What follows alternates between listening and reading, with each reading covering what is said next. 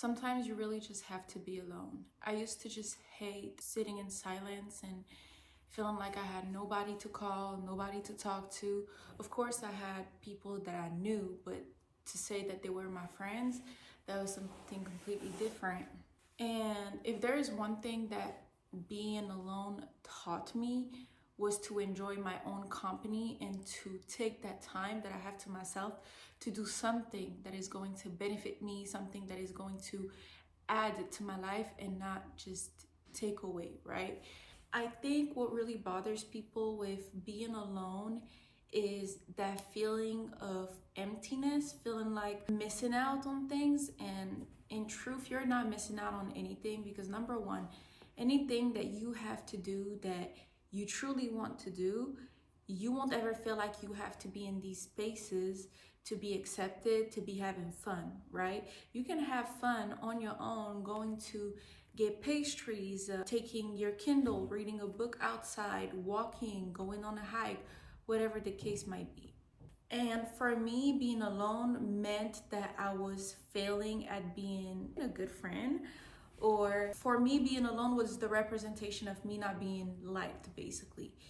I thought that being alone means that I'm not appreciated as much. People don't really enjoy my company. Then something must be wrong with me, because I used to look at other people who are so outgoing and they're always doing something. They always at the function. They always at the after party. They always going brunching. They always going to dinner. But in reality, there's people, they're just trying to fill in the gaps in their life, trying to be constantly moving around, because inside they're actually not doing well, and that's their only escape, by surrounding themselves with people so that they don't feel that emptiness, if I can say. And I really got to a point where it was not just one day of me being alone, it became a season of being alone. And I started realizing what was wrong with people around me. When you're alone, you have so much time to think, that is another thing that people are afraid of, being alone, because you might be consumed by your thinking, and you have to make sure you're doing something productive when you are being alone. Make sure you're keeping your mind sharp or learning something or whatever the case might be, because if you are being alone and you just stay and let your thoughts consume you, you will either procrastinate, you will feel bad about yourself, and this is now not being alone, this is becoming isolation. I take the time to be alone, and now when I am alone, I truly just enjoy the silence, because sometimes too much noise distracts you from actually hearing what it is that God wants you to do. Sometimes it actually distracts you from things that you started doing and that you're not ending up finishing, because you're just constantly distracted, going left, right, with all these different energies. Sometimes you just have to be alone, because that's the best thing for you. It's better to be alone than badly accompanied. And that's something that I'll stand by and always stand by, is I rather be alone than badly accompanied. And now that I'm also a mom, I'm just like, whoever is going to be around me, my child is going to look at me, and I am going to be a model for him the same way his dad is going to be a model for him.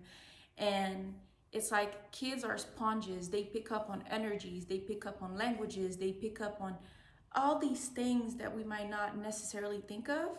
So I'd rather be alone with my own company, learning about myself, because I still don't know who I am. I'm 23 years old. That doesn't mean I know exactly what I want the rest of my life to look like.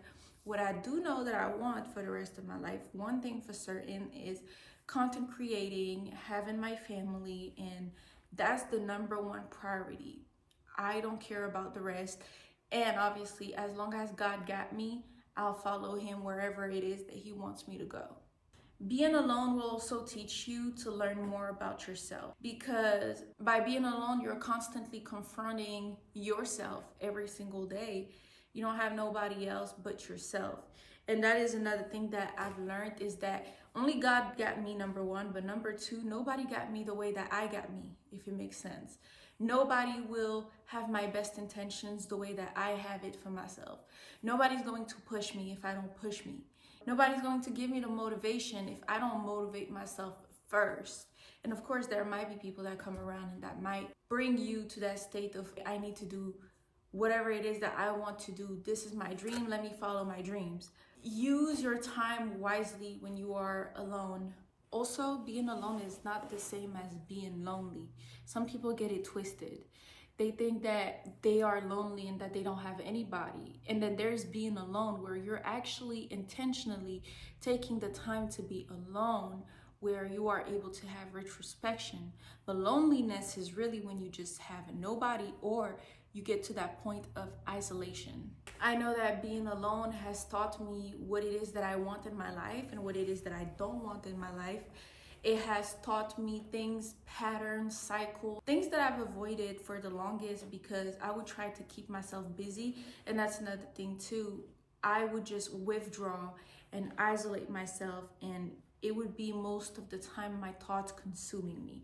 Now, let me say, all the thoughts that you think are not valid. They're not real. I don't want to say that all your thoughts are not real, but all of your thoughts that you think are not actually real. We think so much throughout the day for little random things. We make so many decisions throughout the day.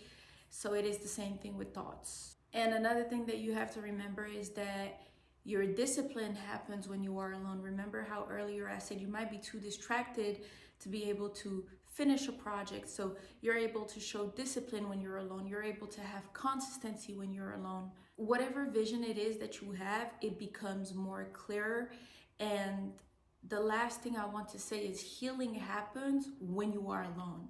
When you are alone, you truly dive deeper into who you are and what it is that you want of life. You think about the past, about the present, about the future, and you're able to analyze the things that you either missed or the things that you're looking forward to.